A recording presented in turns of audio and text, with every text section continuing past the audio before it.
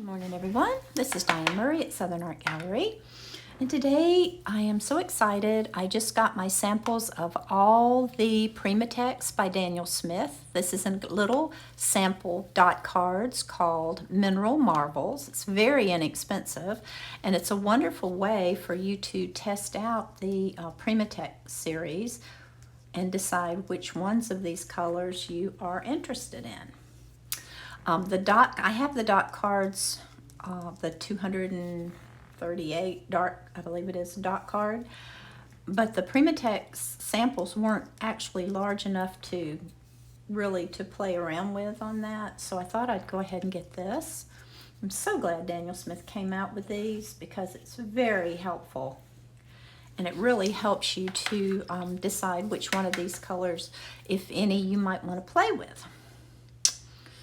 So here we have, on this first card, it's called Baked Earth, and we have Yavapai Genuine. That's the one I just swatched out there.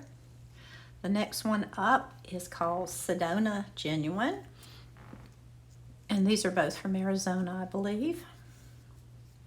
And these are natural minerals, so they make a beautiful granulating texture, and they're just a whole lot of fun to play with. And of course, the more water that you put in there, the more you're going to see the granulating effect. So we'll see how those dry. This is Tiger's Eye Genuine. I've had this color on my palette for years. I never used it. And I'm rediscovering a lot of the Primatek colors. I started with Daniel Smith about over 30 years ago, and I have used them consistently ever since. I do use other brands as well. This is Burnt Tiger's Eye. It's the same mineral. They just put it, I think, in an oven and just change the color of it that way. This is a lovely brown. I'm trying to use a lot of water because that's when the Primateks are at their best, when you use a lot of water with them. And these two are supposed to really granulate heavily, so we'll see about that. Anyway, I have a swatch book that I've had for years, and every time I get new paints, I'll just show you some, I add them.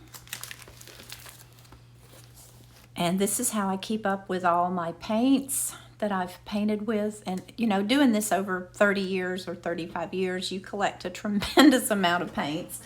And the thing that makes those swatches so valuable is I know which ultramarine blue I like the best. I know which colors I don't want to buy again, as well as the colors that I do want to buy again.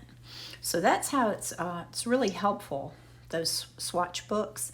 I just cut pieces of watercolor paper into a 2.5 by 3 inch rectangle, and they fit right in those. The plastic sheets are for baseball cards, and it's just an inexpensive binder, and it's grown over the years, and my students absolutely love looking at it because they can look through it and they can pick out certain colors by certain companies that they want to try. So it's proved to be a very valuable tool, and I would recommend you doing it. It's a bit of a lot of work to get started, but once you get started with it, it's very easy to just keep some of these cards, and every time you get a new color, just add it to your list. Now what I normally do is let these dry, and then I go back in and I do a thicker sample so that I can see what it's going to look like layered. And this also tells me the how transparent the color is. And I do that for each one. And we're going to go through all 36 of these colors, not today, but we will eventually get through all of them.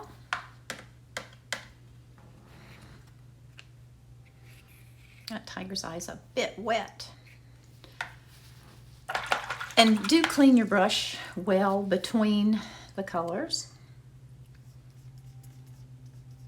Some of the Primateks are harder to re-wet than others because, of course, they are minerals. See, the tiger's eye is very light, very light. So it's not really going to do that. It's really too wet to do that right this minute. But I will go back and do that. I think this one's probably too wet as well. Swatching is very relaxing for me. I like to watch people on YouTube do swatches, which is kind of funny, but it's very, I find it very relaxing. So what we're going to do now is set these aside and let them dry.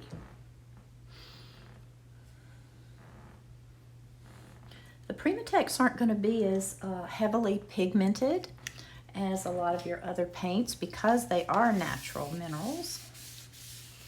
So don't be surprised that they're not heavily pigmented. Okay, the next one up are called Red Sands, and that is Bronzite Genuine, Red Fuchsite, Burnt Bronzite, and Red Jasper Genuine. Okay, so Bronzite is sparkly, which is kind of pretty. Another very low tinting pigment. You can see that these dot cards are just about right for doing these swatches. You could do a small painting from these, but this is the purpose that I got them for, was strictly to do this. So. Okay, and let that dry. The next one is Red Fuchsite. That is so pretty.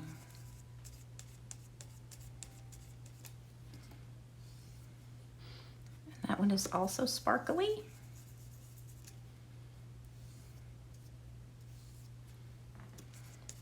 And low, lightly pigmented.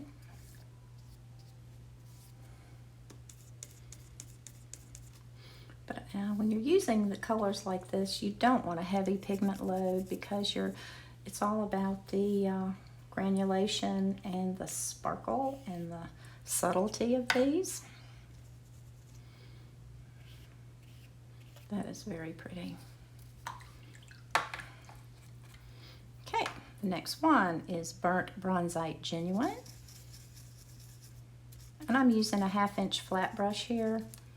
I use this brush to do all of my swatches.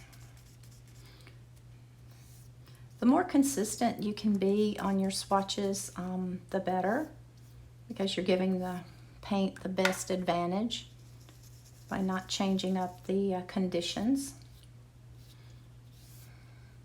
This is a very pretty color. I really like this one. And I really do want to I have been buying more Primateks lately to play with. So I do want to see what they all do. And it's much better to do this than it is to buy a tube of paint and then find out that you don't like it at all, which I've done too many times. And then you end up with all this paint that you don't really. Now I should have separated the water here, because if we get some sparkles, it's going to be from the Fuchsite and the, but I have 3 containers of water in this one bucket, so hopefully I won't cross-contaminate it. But if we get a little sparkle, that's going to be why. Because these 3 are sparkly and this Red Jasper is not. So,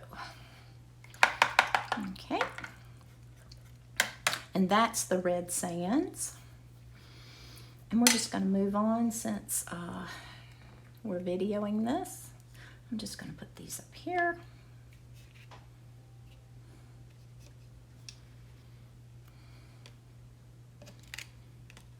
This is called Red Earth. And this card has Hematite Burnt Scarlet Genuine. Did I write that wrong? I did. I wrote Hematite. I didn't write Hematite, so I'm going to have to correct that. Primatek, Mummy Bauxite, and Cyclorite. So the first one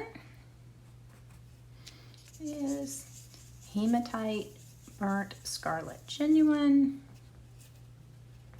And I always go crossways. I don't know why.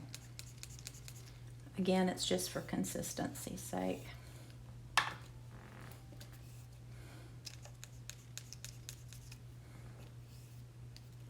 This is a nice, rich brown. Lovely color. Okay, and I do have Hematite in my collection, but we'll put it out there anyway. This is a lovely kind of burnt red color. Very, very pretty color.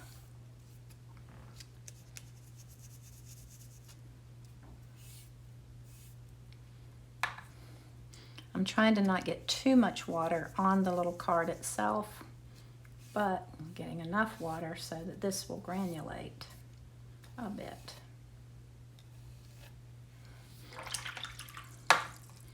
Okay, the next one is Mummy Bauxite. And on the back of the card, I believe it tells you where these are from, but we're not going to get into all that right now. Now this is a stronger pigment here, this Mummy Bauxite. It's a very nice pigment. It's kind of a reddy brown, very pretty.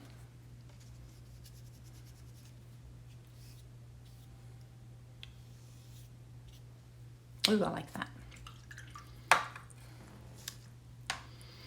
And the last one on this card is Cyclorite Genuine, and I've had this before. This wasn't one of my favorite colors. It's kind of just a neutral brown, almost like a raw umber.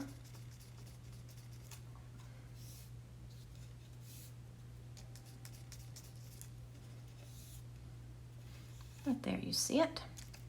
And the other thing I've noticed about the Primateks is they will dry a good bit lighter.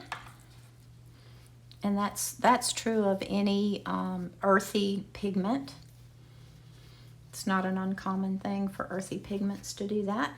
Okay, so I think we'll move that series out of the way. And the last group we're going to do today are called the Rockin' Reds. Kind of cute. And that is Rhodonite Genuine, Garnet Genuine,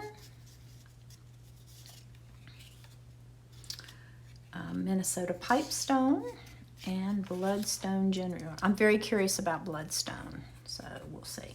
Now Rhodonite is a sparkly one, so we're going to go back into the water down here that was a little more sparkly. Now, this is a very pretty pink. Very bright pink for a mineral paint. It's very surprising. It looks like opera, which is a highly fugitive pigment. So you could certainly use this in place of opera. You'd be much better off.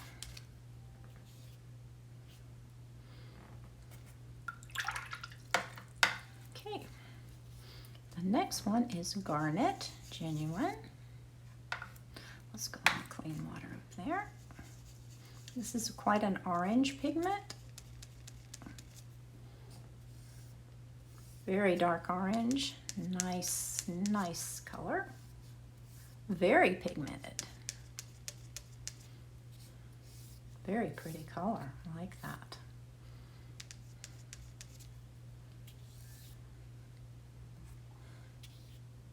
This doesn't really look like a like it would be a mineral color, but it is.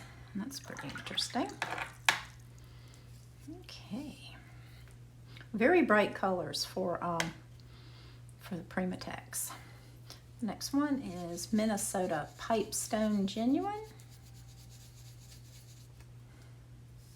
Soft again. This is like the Red Earth series. It's just like the one Sedona. Very light, delicate. Reminds you of the Southwest colors. Very pretty. I'm surprised at how pigmented this is, and this. Okay, and the last one on this card is Bloodstone Genuine, which is a black. Gorgeous, gorgeous blacky brown. That is beautiful. See, I would have never known that I like that so much. I love Lunar Black, which is one of my favorite black. And this is actually really granulating already, as you can see. How interesting is that? Okay, there you have it. Bloodstone, I really like that. Okay, so let's put them all out. Our first group, as you can see.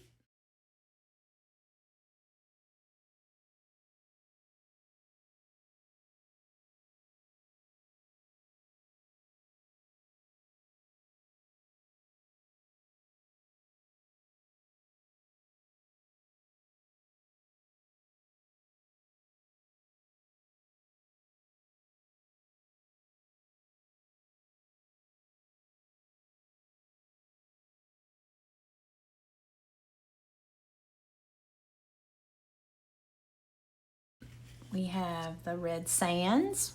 We have Bronzite Genuine, Red Fuchsite Genuine, which is sparkly. Let's see if I can let you see if that sparkles for us. It's really hard to see the sparkles online. The Bronzite's also sparkly, not as sparkly. The Burnt Bronzite, the Red Jasper Genuine, and then the Red Earths. We have the Hematite Genuine Burnt Scarlet, which is very brown, which is kind of interesting. We have the Hematite, which is a very earthy granulating color. The Mummy Bauxite, the Cyclorite Genuine, and then here we have the Baked Earths, the Yavapare Genuine, the Burnt Tiger's Eye, which is heavily granulating, the Tiger's Eye, and the Sedona Genuine. And the last group are the Rockin' Reds, Rhodonite Genuine, Garnet Genuine, Minnesota Pipestone Genuine, and the Bloodstone Genuine. And there you have it. There's our first series, and in the next video we will do the rest of the Primateks and give you our opinions. So far, my favorite of all of these is the Bloodstone. So I will do the second line on all of these and see how those look. And we will see you soon.